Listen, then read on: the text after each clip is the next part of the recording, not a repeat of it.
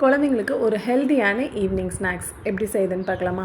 அதுக்கு ஃபஸ்ட்டு ஒரு பவுலில் நீங்கள் தேவையான அளவு அரிசி மாவு எடுத்துக்கோங்க. நான் வந்து 1 கப் எடுத்திருக்கேன். அது கூடவே ரவை ஒரு 1/2 கப், கொஞ்சமாக கோதுமை மாவு ஆட் பண்ணிக்கோங்க. இது கூடவே தேங்காய் பூ கொஞ்சமாக, ஏலக்காய் கொஞ்சம், உப்பு. தேங்காய் பூ நிறைய போட்டிங்கன்னா டேஸ்ட் நல்லாயிருக்கும்.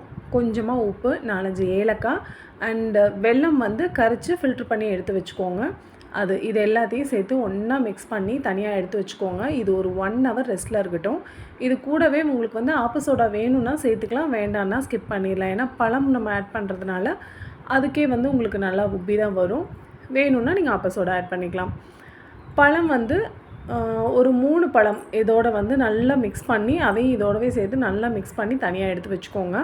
இது ஒரு 1 ஹவர் ரெஸ்ட்டில் விட்டுருங்க.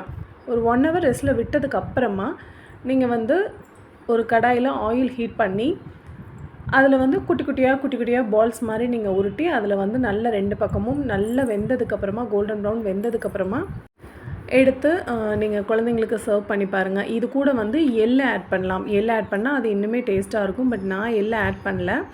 பழம் வந்து ரொம்ப பழுத்த பழமாக இருந்தால் தான் அதோட டேஸ்ட் நல்லாயிருக்கும். இது ஒரு 1 மணி நேரம் ரெஸ்ட்டில் விட்டுட்டு செஞ்சிங்கன்னா தான் இதோட டேஸ்ட். உடனே செஞ்சிங்கன்னா அது அந்தளவுக்கு டேஸ்ட்டாக இருக்காது. அண்ட் இதோடு வந்து தேங்காய் பூ நீங்கள் அதிகமாக சேர்க்கும் போது அதோட டேஸ்ட் இன்னுமே வேறு லெவலில் இருக்கும்.